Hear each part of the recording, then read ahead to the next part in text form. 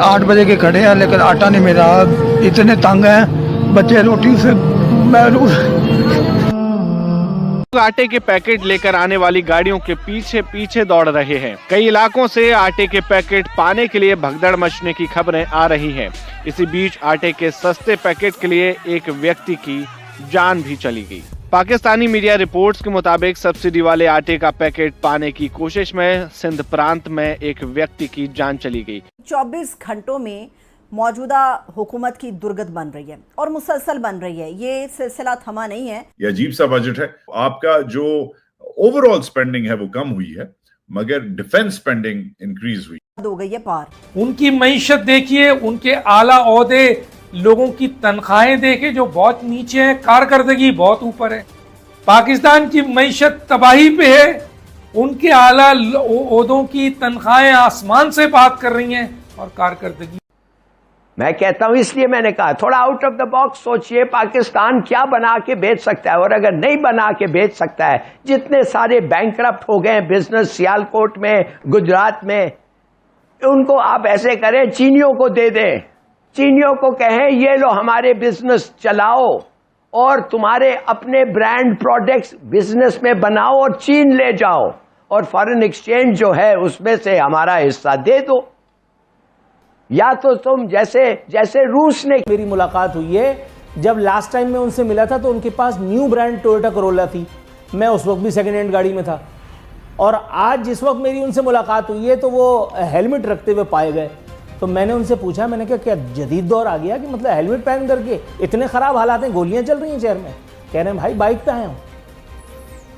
और उसके बाद फिर आप बात करें तो जमहूरियत कहीं डिरेल ना हो जाए, मैं फिर मामलात कहीं इधर उधर गड़बड़े चंगा।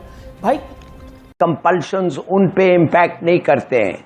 आपका IMF का गोल है इनको जिंदा रखो कि ये काम करके हमारा कर्ज फेंट सकें। अब बात असल ये है कि डेवलपमेंट एंड ग्रोथ आपका एजेंडा है, जॉब्स आपका एजेंडा है, प्रोग्रेस आपका है, उनका नहीं है। तो उनसे मैं समझता हूं हम ज्यादा एक्सपेक्ट नहीं कर सकते। अब आपको क्या क्या करना होता सोचिए तो सही। आपको बोरोइंग लेस, आपका डेट तो आपने पढ़ लिया है कि 46-47% ऑफ टोटल आपके जो एक्सपेंडिचर है वो तो डेट एक ही चीज है। उनका जो कर्जे हमने इस साल वापस करने हैं या उन कर्जों का जो सूद देना है वो, और जो सूबों को दे देना है मरकज ने, ये सिर्फ ये दोनों मिला लें तो ये बनते हैं 16,500 अरब, और हमारा टोटल बजट कितना है 17,500 अरब। तो 1,000 अरब बाकी बचता है। कर्जे और सूद इस साल का दे दे, जो वफाक ने सूबों को देना है वो दे दे, तो कितना बनता है 16,500 अरब। अगर मैं बात करूं इस वक्त बैनुल अक़वामी मंडियों की, एक तरफ टैरिफ की भरमार होती है, फिर टैरिफ ख़त्म कर दिया जाता है। जो ममालिक आंखें दिखाते हैं उनसे वो सरफे नज़र कर लेता है अमेरिका। चाइना अपने एक ब्लॉक के अंदर है और वो वाज़े तौर पे जवाबी टैरिफ लगा देता है। दुनिया इस वक्त जिस मुआशी चुंगल में है, हमारा ये जो बजट बन रहा है या हमारे इधर जो मौज़ूआत हैं, क्या यही होने चाहिए या हमारे मौज़ूआत तब्दील हो सकते हैं या हम अपना पैटर्न तब्दील कर सकते हैं? यासर, बात सीधी सादी ये है कि आपको एक दफे पहले भी इस प्रोग्राम ने किसी ने कहा था कि थोड़ा सा आउट ऑफ द बॉक्स सोचना चाहिए। इसलिए ये जो बजट है ये तो नथिंग बजट है, ये एक नॉन इवेंट है। ये लोगों को इकोनॉमी के टैक्स नेट के नजदीक नहीं ले जा रहा है, भगा रहा है उनको उधर से। देखिए मैं आपको बताता हूं ये क्यों ऐसा बजट हो गया है। IMF का क्या गोल है यासर? IMF का गोल सिर्फ एक है कि आप होश में रहें, कि आप अपने कर्ज फेंट सकें, और उनका कोई इंटरेस्ट नहीं है आप में। आपको कोई उनकी पाकिस्तान इंटरेस्ट नहीं है। आपके कोई पॉलिटिकल कंपल्शंस उन पे इम्पैक्ट नहीं करते हैं।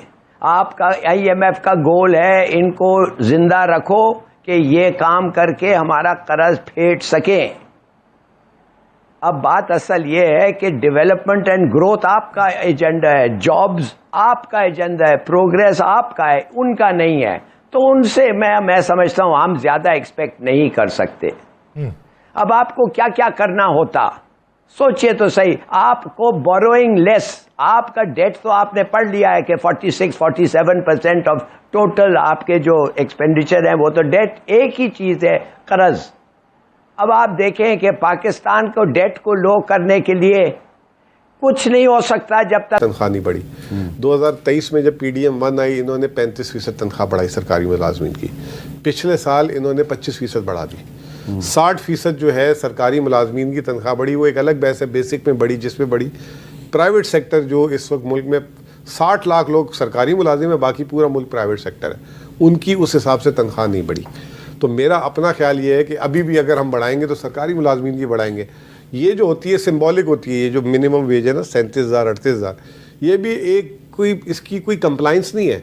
हर आदमी ने अपने हिसाब से, किसी ने 20,000 का रखा हुआ है। ये लेबर लॉज की खिलाफवर्जी सूबों ने करनी होती है ना, सूबों में हर जगह। तो मैं यही बात कर रहा हूँ कि जो आम कारोबारी से, अभी इनसे पूछे इनकी फैक्ट्री में मिनिमम वेज दे रहे हैं, सवाल ही नहीं पैदा होता। जितने टेक्सटाइल वाले दे रहे नहीं दे रहे। तो ये भी एक हमने बस एक शोशे के तौर पे रखी है। इस चले मैं राना साहब आपसे कुछ नहीं पूछता, सिर्फ आपसे ज़ाती राय पूछता हूँ। आपके ख्याल में पाकिस्तान में मजदूर की कम से कम माहाना तनख्वाह कितनी होनी चाहिए? देखें, ये बड़ा मुश्किल सवाल है और आप ठीक कह रहे हैं कि इसमें अगर 37,000 को अकेले को ले लें तो एक बजट बनाना मुश्किल है। लेकिन मैं मुजम्मल से इस चीज़ पे एग्री करूँगा कि पाकिस्तान में क्योंकि हमारा रिवाज ही जॉइंट फैमिली का है तो वो इनकम जो है वो काउंट की जाती है। देखें कितनी बढ़नी चाहिए, इस पे मैं समझता हूँ कि इसको लिंक करना चाहिए आपकी महंगाई के साथ। देखें पिछले साल महंगाई ज़्यादा थी तो 25% शहबाज शरीफ ने जो है वो बजट में अनाउंस की कि वो बढ़ेगी। इस साल जो महंगाई है वो आपकी 7-8% के करीब एवरेज करेगी मेरे ख्याल से। तो ये महंगाई की शरह से थोड़ी बहुत ऊपर होनी चाहिए, ये मेरी अपनी पर्सनल राय है कि उससे कवर कर लें ये। लेकिन एक डबल देखिए मैं 7-8% अगर महंगाई है तो उससे आप अंदाज़ा लगा लें कितनी। मैं कोई ऐसा कोई फिगर नहीं देना चाहता।